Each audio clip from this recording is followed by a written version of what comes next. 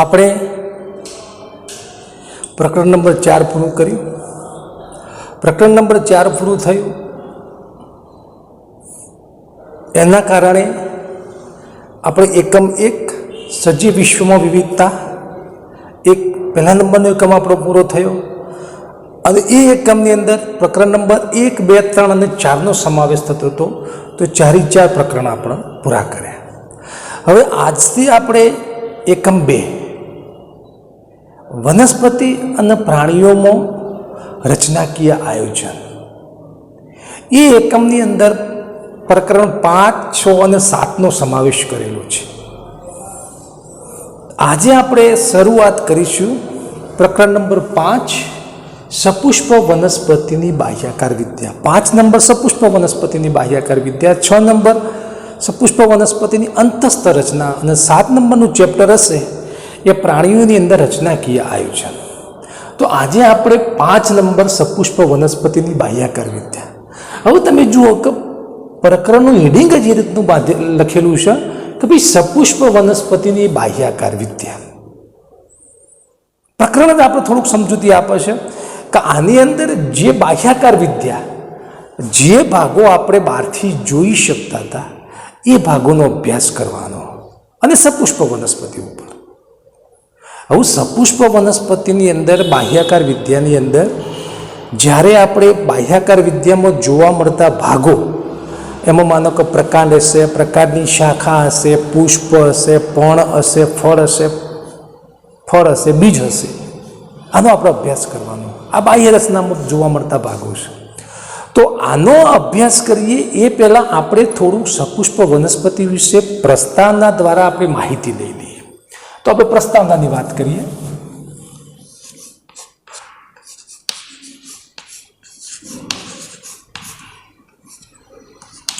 આપણે સપુષ્પ વનસ્પતિ વિશે જ્યારે આ ચેપ્ટર શીખીએ એટલે થોડીક સપુષ્પ વનસ્પતિ વિશેની માહિતી આપણને થોડી ખબર હોવી જોઈએ. તો સૌથી પહેલાં પ્રસ્તાવનાની અંદર આપણે વાત કરીએ કે ભાઈ આપણે અત્યાર સુધી જે વનસ્પતિ જૂથો હતા એમાં એકાંગી વનસ્પતિ વિશે શીખ્યા, દ્વિઅંગી વનસ્પતિ વિશે શીખ્યા, ત્રિઅંગી વનસ્પતિ વિશે, અનાવૃત અને આવૃત બીજધારી વનસ્પતિ વિશે શીખ્યા. છેલ્લે આપણે જ્યારે આવૃત બીજધારી વનસ્પતિ વિશે શીખ્યા તો આ આવૃત બીજધારી વનસ્પતિ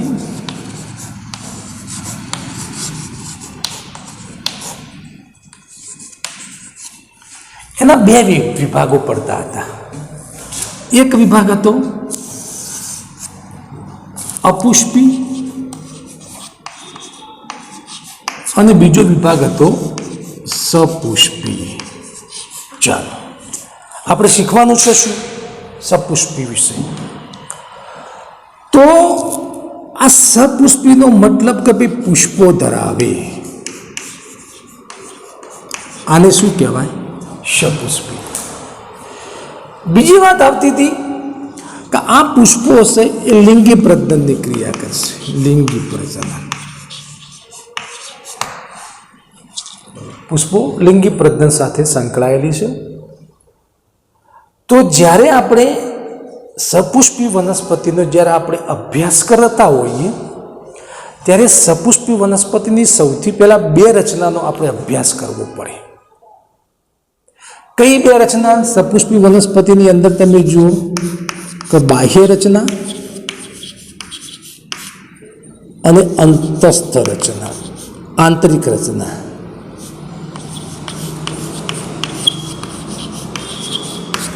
થોડુંક સપુષ્પ વનસ્પતિનું માહિતી તમને આપું કે જ્યારે સપુષ્પ વનસ્પતિ વિશે જ્યારે અભ્યાસ આપણે ચાલુ કરીએ બાહ્ય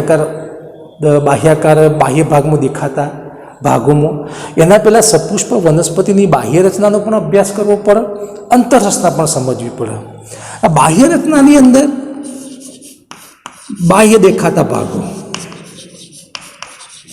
અને બાહ્ય દેખાતા ભાગોની અંદર તમે જુઓ કોઈ પણ આબો જોશો કે લીમડું જોશો કે બાવળ જોશો તો એની બાહ્ય રચનાની અંદર આપણને પ્રકાંડ પણ દેખાશે, પ્રકાંડની શાખા પણ દેખાશે, પર્ણ પણ દેખાશે, પુષ્પ પણ દેખાશે, ફળ પણ દેખાશે. તો એ બાહ્યકાર રચનાની અંદર બાહ્ય દેખાતા ભાગ, બાહ્ય દેખાતી રચના. અને અંતસ્થ રચનાની અંદર તમે પ્રકરણ નંબર 6 ની અંદર તો આંતરિક રચના, તો આંતરિક રચનાની અંદર આપણે જોવું પડશે કે ભાઈ આંતરિક રચનાની અંદર મૂળ પ્રકાંડપણની અંદર કઈ પેશીઓનો સમાવેશ થાય છે. તો પેશીઓનો અભ્યાસ આંતરિક રચનામાં, બરાબર. તો આ બે બાહ્ય રચના પહેલાં ભણવી પડે.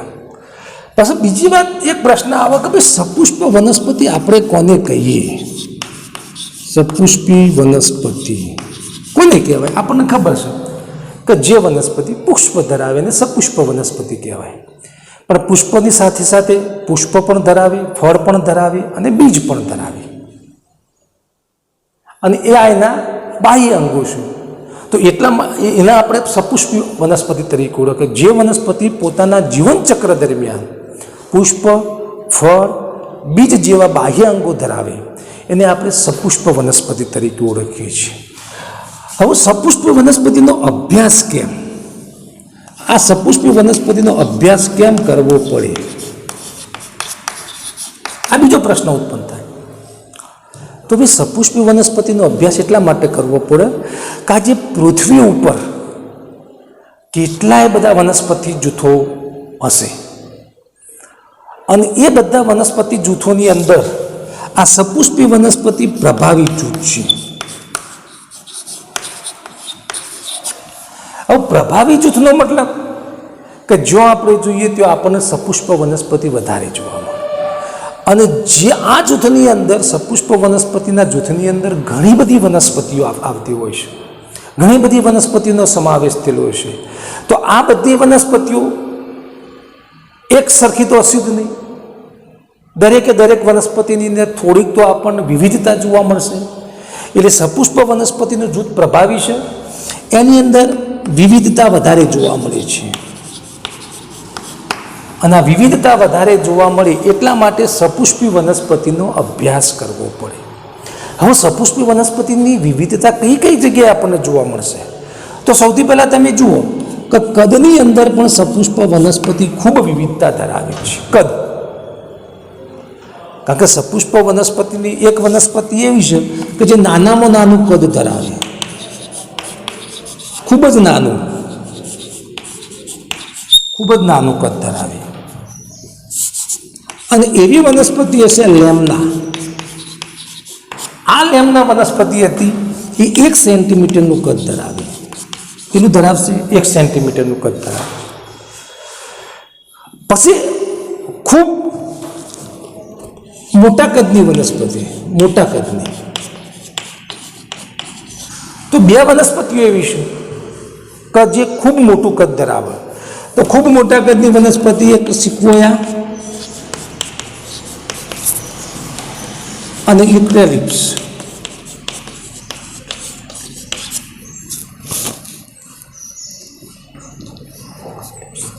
યુક્રેલિપ્સ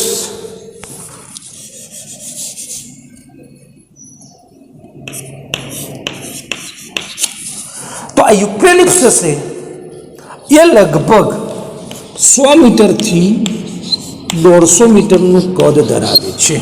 આટલી ઊંચી છે. સપુષ્પ વનસ્પતિમાં કદમાં જુઓ, એક વનસ્પતિ 1 સેન્ટીમીટરનું કદ ધરાવે છે અને બીજી વનસ્પતિ મોટા કદની વનસ્પતિ 100 મીટરથી 150 મીટર સુધીનું કદ ધરાવે છે.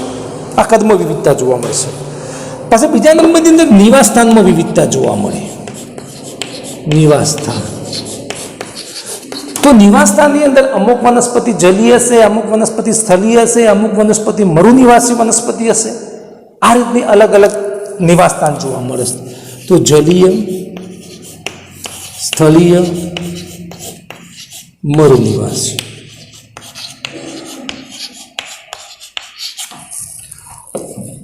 પછી આપણે જોઈએ કે સ્વરૂપની અંદર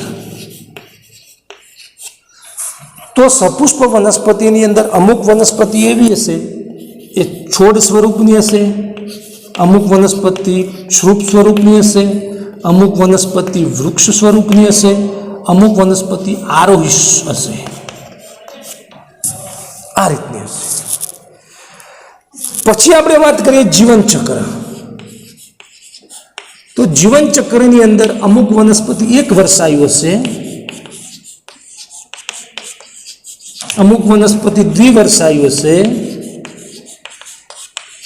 અને અમુક વનસ્પતિ બહુવર્ષાયુ હશે.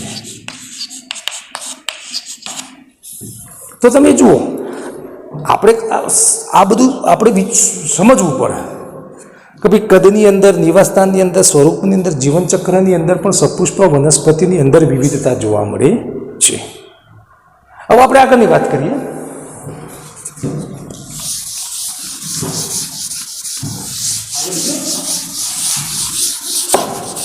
આગળની આપણે વાત કરીએ તો સપુષ્પ વનસ્પતિ બાહ્ય રચનાઓ ધરાવે છે અને એ બાહ્ય રચનાઓની અંદર પ્રકાંડ આવશે, શાખાઓ આવશે, પર્ણ આવશે, પુષ્પ આવશે, ફળ આવશે. તો હવે આ બાહ્યાકાર વિદ્યાનો અભ્યાસ કરવા માટે સૌથી પહેલાં સપુષ્પ વનસ્પતિના ભાગો વિશે આપણે ચર્ચા કરવી પડશે. માનો કે અહીંયા તમે એક સપુષ્પ વનસ્પતિનું આકૃતિ દોરું છું.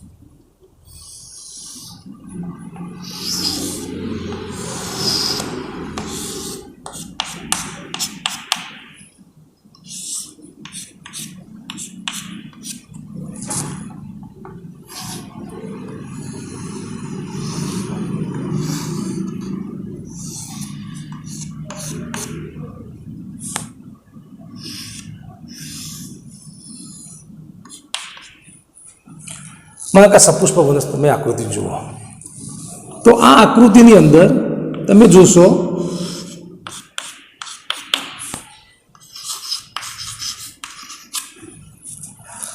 તો સપુષ્પ વનસ્પતિના આપણને અહીંયા બે ભાગ જોવા મળે. તમે જો આ જમીન હશે, એક ભાગ આપણને જમીનની અંદર જોવા મળ્યો અને એક ભાગ આપણને જમીનની બહાર જોવા મળ્યો. તો જમીનની અંદર જે ભાગ જોવા મળે એને આપણે શું કહેવામાં આવે? ભૂમિગત ભાગ. અને જે આ ભાગ જોવા મળ્યો એને આપણે કહેવામાં આવે છે હવાઈ ભાગ. તો સપુષ્પ વનસ્પતિના મુખ્ય બે ભાગો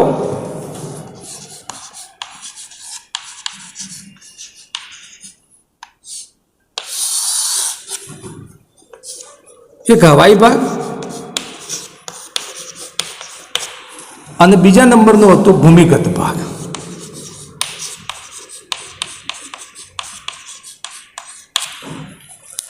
હવાઈ ભાગ હશે એને આપણે શું કહેવામાં આવે છે? પ્રરોહ તંત્ર. આ હવાઈ ભાગ એટલે જમીનની બહાર, આ ભૂમિગત ભાગ એટલે જમીનની અંદર. અને ભૂમિગત ભાગ કહેવામાં હવાઈ ભાગને આને કહેવામાં આવે પ્રરોહ તંત્ર. આને કહેવામાં આવે મૂળ તંત્ર. આટલું તમારે ક્લિયર થઈ ગયું? હવે જુઓ, આ પ્રરોહ તંત્ર અને ભૂમિગત ભાગ બીજમાંથી કઈ રીતે ઉત્પન્ન થતા હોય છે? તો આપણે એક બીજની રચના જોઈએ. તમે જુઓ કે આ તમે એક બીજની આકૃતિ દોરો. આ બીજની આકૃતિ. હવે આ બીજની અંદર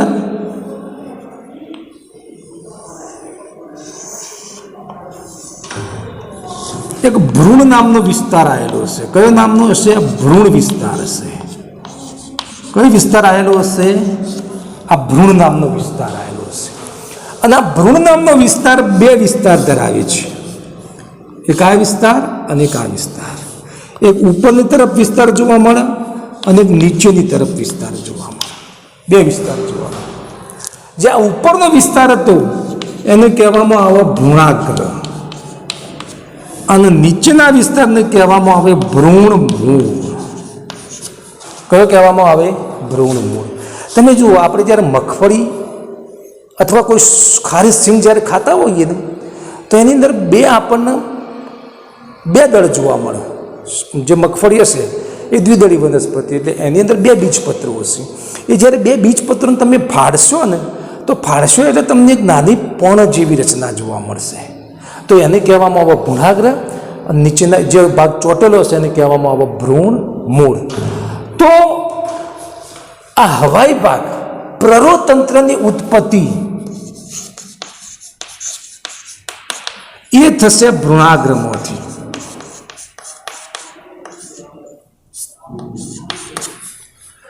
અને આ મૂળ તંત્રની ઉત્પત્તિ થશે ભ્રૂણ મૂળમાંથી.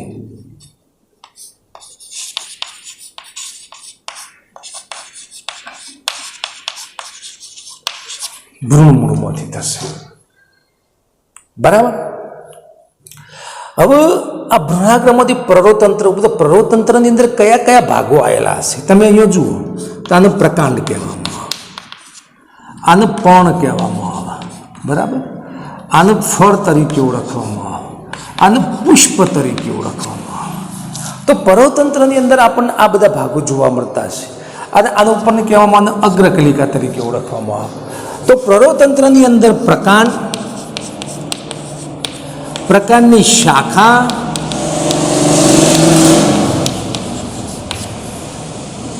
પર્ણો, પુષ્પ, ફળ જેવી રચના આપણને જોવા મળતી હોય છે. મૂળ તંત્રની અંદર તમે જુઓ કે આની એક પ્રાથમિક મૂળ, સૌથી પહેલા કહેવામાં આવે પ્રાથમિક મૂળ. પછી એની અંદરથી જે પ્રાથમિક મૂળમાંથી એક શાખા ઉત્પન્ન થશે અને દ્વિતીયક મૂળ કહેવામાં આવે.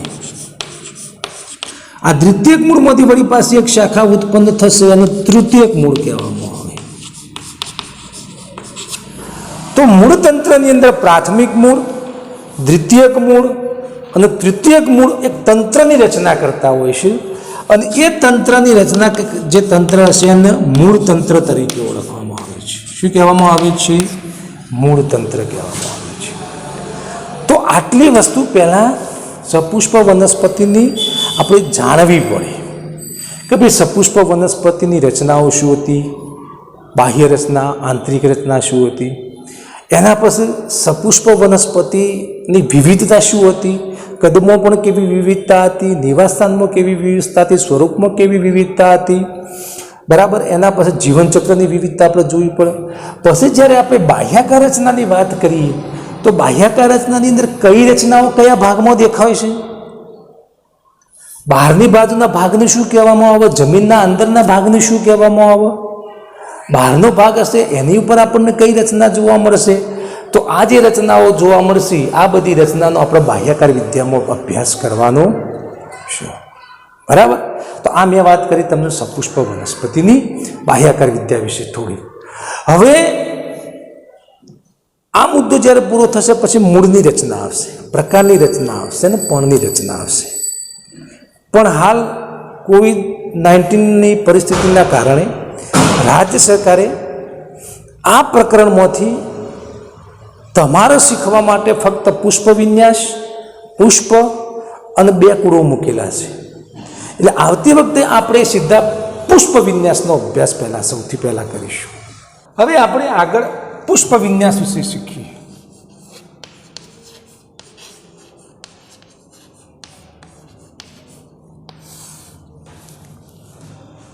પુષ્પ વિન્યાસ એનો મતલબ પુષ્પોની ગોઠવણી. આપણે સૌથી પહેલાં પુષ્પ વિશે માહિતી લઈએ કે પુષ્પ કઈ રીતે ઉત્પન્ન થાય છે. શરૂઆતની માહિતીમાં આપણને ખબર છે કે સપુષ્પ વનસ્પતિઓ એ પુષ્પનું નિર્માણ કરે એ એમની લાક્ષણિકતા છે. પુષ્પ નિર્માણ કરવું એ સપુષ્પ વનસ્પતિની લાક્ષણિકતા છે. અને આ પુષ્પો વનસ્પતિના પ્રરોતંત્ર ઉપર, હવાઈ ભાગ ઉપર ઉત્પન્ન થતા હોય છે. પુષ્પ પ્રજનનનું કાર્ય કરે છે, ફલનની ક્રિયા કરશે, બીજ નિર્માણ કરી નવી વનસ્પતિનું નિર્માણ કરે છે. અને પ્રકાંડ ઉપર પુષ્પો ગોઠવાયેલા હોય છે. તો પ્રકાંડ ઉપર પુષ્પોની ગોઠવણીને પુષ્પ વિન્યાસ તરીકે ઓળખવામાં આવે છે. તો પ્રકાંડ હશે એ પુષ્પો ધરાવતા હશે અને આ પ્રકાંડ ઉપર પુષ્પોની ગોઠવણીને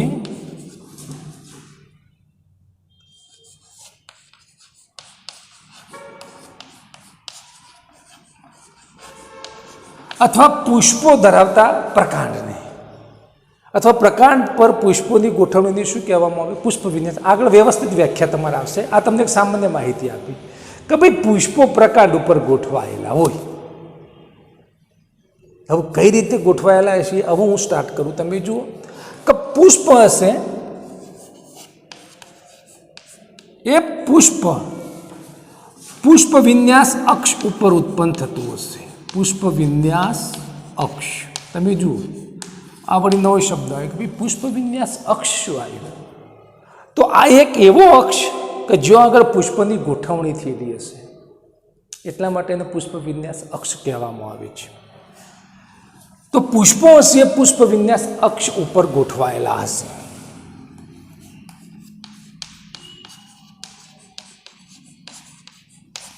હવે પુષ્પ વિન્યાસ અક્ષ કઈ રીતે ઉત્પન્ન થાય છે? તો આ પુષ્પ વિન્યાસ અક્ષને ઉત્પન્ન થવાનું કારણ હું તમને કહું કે વનસ્પતિનો પ્રકાંડનો ટોચનો ભાગ આવેલો હશે અથવા તો એની શાખાઓ હશે એનો ટોચનો ભાગ આવેલો હશે. તો એ ટોચના ભાગે એક અગ્રીય વર્ધનશીલ પેશી આવેલી હશે. ટોચના ભાગે અગ્રકલિકા હશે અને અગ્રકલિકાની અંદર અગ્રસ્ત વર્ધનશીલ પેશી આવેલી હશે. અને આ અગ્રસ્ત વર્ધનશીલ પેશી વનસ્પતિની પ્રકારની સતત વધારો લંબ અક્ષે વૃદ્ધિ કરતી હોય છે. તો આ અગ્રીય વર્ધનશીલ પેશી ટોચના ભાગે આવેલી અગ્રસ્ત વર્ધનશીલ પેશી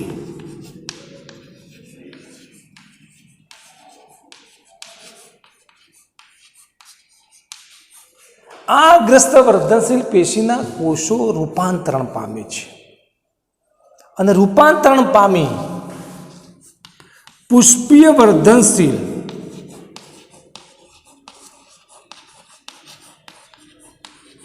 પેશીમાં રૂપાંતર થાય છે.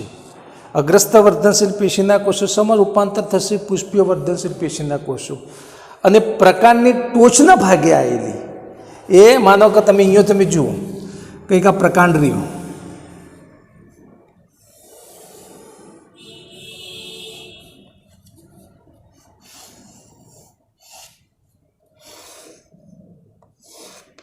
બરાબર.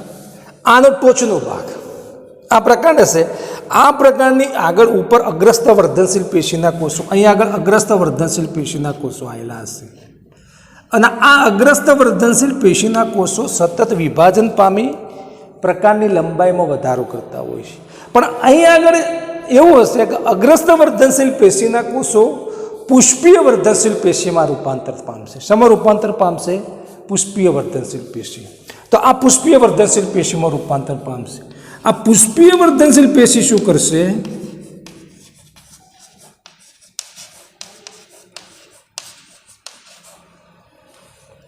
એક સંકુચિત અક્ષનું નિર્માણ કરશે. સંકુચિત અક્ષનું નિર્માણ કરશે અને આ સંકુચિત અક્ષને પુષ્પ વિન્યાસ અક્ષ કહેવામાં આવે છે.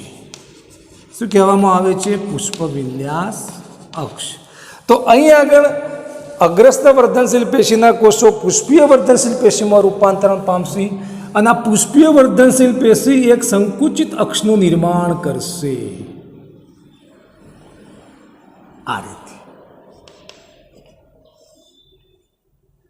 તો આ સંકુચિત અક્ષનું નિર્માણ કરશે અને આ સંકુચિત અક્ષને કહેવામાં આવે છે પુષ્પ વિન્યાસ અક્ષ તરીકે ઓળખવામાં આવે છે. શું કહેવામાં આવે છે? પુષ્પ વિન્યાસ અક્ષ તરીકે ઓળખવામાં આવે છે. તો તમે આકૃતિમાં જુઓ કે આ પ્રકાંડ હતી. પ્રકાંડના ટોચના ભાગે આવેલી અગ્રસ્ત વર્ધનશીલ પેશી જે વનસ્પતિની લંબ અક્ષે જવાબદાર હશે એના કોષો હશે એ પુષ્પીય વર્ધનશીલ પેશીમાં રૂપાંતર પામી સંકુચિત અક્ષનું નિર્માણ કરશે અને આ સંકુચિત અક્ષને પુષ્પ વિન્યાસ અક્ષ તરીકે ઓળખવામાં આવે છે. હવે પુષ્પ વિન્યાસ અક્ષ સંકુચિત હોય છે ને એની ઉપરના ભાગે અગ્રકલિકા આવેલી હશે. શું આવેલી હશે? આ અહીંયા અગ્રકલિકા આવેલી હશે અને આ અગ્રકલિકા સતત પ્રકારની લંબાઈની અંદર વધારો કરતી હોય છે. હવે જ્યારે પુષ્પ નિર્માણ, પુષ્પનું જે નિર્માણ થશે એ પુષ્પ વિન્યાસ અક્ષની ટોચ ઉપર નિર્માણ થશે. પુષ્પનું નિર્માણ આ પુષ્પ વિન્યાસ અક્ષની ટોચ ઉપર નિર્માણ થશે અને જ્યારે ટોચ ઉપર નિર્માણ થતું હોય ત્યાં ફક્ત એક જ પુષ્પ આવેલું હશે. કેટલા પુષ્પો હશે? ટોચ ઉપર એકાકી જ પુષ્પ હશે, એક જ પુષ્પ આવેલું હશે, એક જ પુષ્પ આવેલું હશે. તો પુષ્પ વિન્યાસની આપણે પુષ્પ વિન્યાસની વાત કરીએ તો પુષ્પ વિન્યાસ અક્ષ ઉપર પુષ્પોની ગોઠવણીને શું કહેવામાં આવે છે? પુષ્પ વિન્યાસ. તો પુષ્પ વિન્યાસ અક્ષ ઉપર પુષ્પોની ગોઠવણીને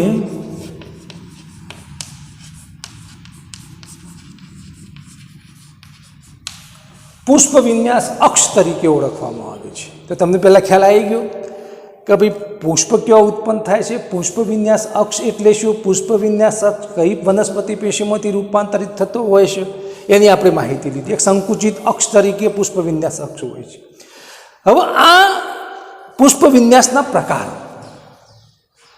પ્રકારોની અંદર આ પુષ્પ વિન્યાસના પ્રકારો, તો પ્રકારોની અંદર આપણે જોઈએ તો વનસ્પતિનો ટોચનો ભાગ પુષ્પમાં પરિણમે અથવા તો ટોચનો ભાગ સતત વૃદ્ધિ કરે. ટોચનો ભાગ પુષ્પમાં પરિણમે, આ રીતે ટોચનો ભાગ પુષ્પમાં પરિણમે અથવા તો આ ટોચનો ભાગ હશે સતત વૃદ્ધિ કરતો રહે. તો એને આધારે પુષ્પ વિન્યાસના બે પ્રકારો પડે છે. એક પરિમિત પુષ્પ વિન્યાસ અને બીજો અપરિમિત પુષ્પ વિન્યાસ.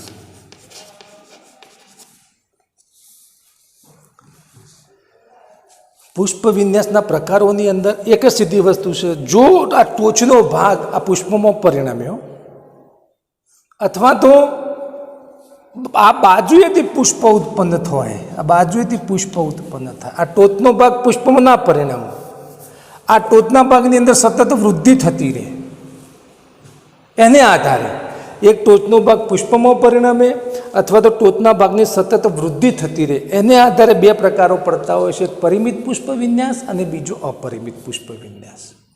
આપણે પરિમિત પુષ્પ વિન્યાસની વાત કરીએ તો પરિમિત પુષ્પ વિન્યાસની અંદર ટોચનો ભાગ પુષ્પમાં રૂપાંતર પામે છે. ટોચનો ભાગ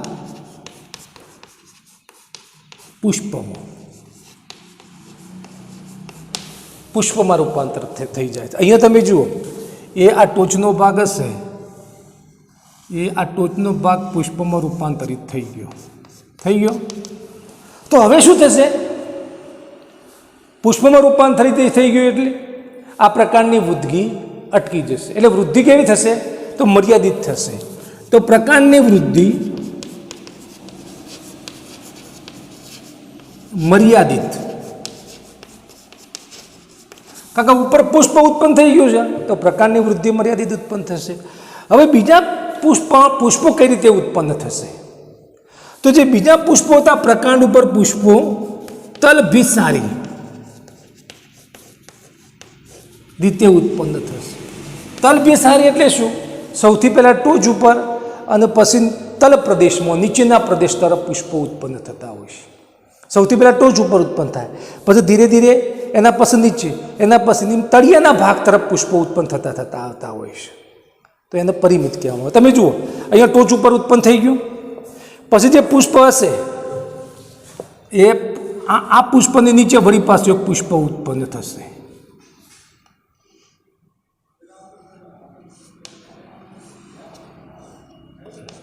વળી પાછું આની નીચે એક પુષ્પ ઉત્પન્ન થશે.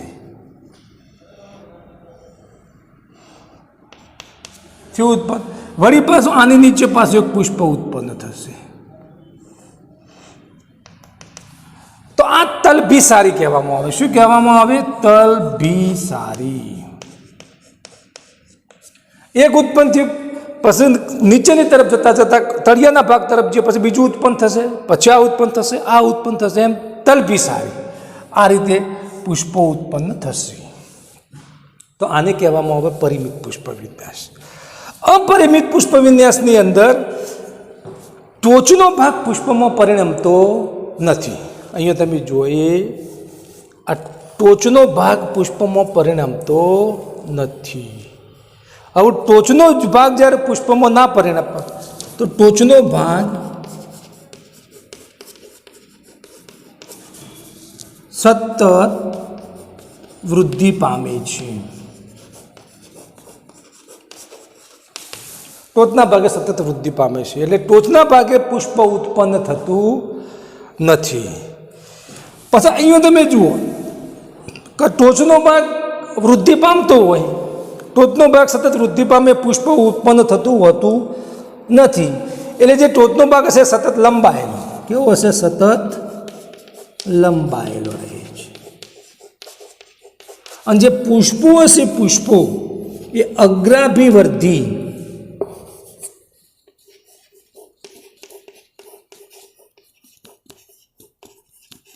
અગ્રાભિવર્ધીના ક્રમમાં ઉત્પન્ન થશે.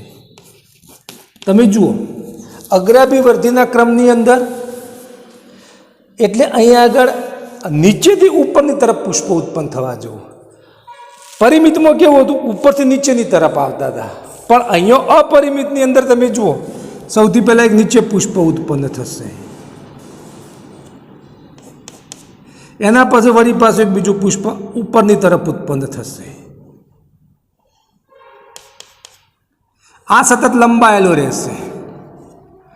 વળી પાછું એક બીજું પુષ્પ અહીંયા આગળ ઉત્પન્ન થશે, વળી પાછું અહીંયા બીજું પુષ્પ ઉત્પન્ન થતું રહેશે. તો પુષ્પ વિન્યાસ અક્ષની પાર્શ્વ બાજુએ પુષ્પો ઉત્પન્ન થશે. આ પુષ્પ વિન્યાસ અક્ષ રહ્યો, એની પાર્શ્વ બાજુએ આ રીતે પુષ્પો ઉત્પન્ન થશે. અને આગળનો ટોચનો ભાગ એ સતત લંબાઈની અંદર વૃદ્ધિ કરતો રહેશે. તો આને કહેવામાં આવે છે અપરિમિત પુષ્પ વિન્યાસ. આ પુષ્પો આ રીતે ઉપરની તરફ, પહેલાં નીચે, પછી ઉપર, ઉપર, ઉપર, એટલે અગ્રાભિવર્ધી. કયો ભાગ આવશે? અગ્રાભિવર્ધી ક્રમમાં પુષ્પો ઉત્પન્ન થાય છે. તો આને અપરિમિત પુષ્પ વિન્યાસ કહેવાય. એટલે તમે જુઓ, પુષ્પ વિન્યાસની મેં માહિતી આપી કે ભાઈ પુષ્પ વિન્યાસ અક્ષ ઉપર પુષ્પોની ગોઠવણીને પુષ્પ વિન્યાસ કહેવામાં આવે છે. મેં શરૂઆતમાં તમને પુષ્પ વિશે માહિતી આપી, પુષ્પ વિન્યાસ અક્ષ કઈ રીતે ઉત્પન્ન થશે એ વિશે વાત કરી. એ વાત કર્યા પછી પુષ્પ વિન્યાસના પ્રકારોની વાત કરી કે ભાઈ ટોચનો ભાગ સતત વૃદ્ધિ પામે અથવા તો અટકી જાય. એને આધારે બે ભાગ પડતા હોય છે, એક પરિમિત અને અપરિમિત. પરિમિતની અંદર ટોચનો ભાગ પુષ્પમાં પરિણામે, એના પછી જે પુષ્પો ઉત્પન્ન થાય ઉપરથી નીચેની તરફ ઉત્પન્ન થતા છે, તલભિસારી ક્રમમાં ઉત્પન્ન થશે. અપરિમિતની અંદર ટોચનો ભાગ સતત વૃદ્ધિ પામે છે અને લંબાયેલો રહે છે, અને પુષ્પો અગ્રાભિવર્ધી નીચેથી ઉપરની તરફ ઉત્પન્ન થાય છે. તો આ હતું પુષ્પ વિન્યાસ વિશે. ઓકે.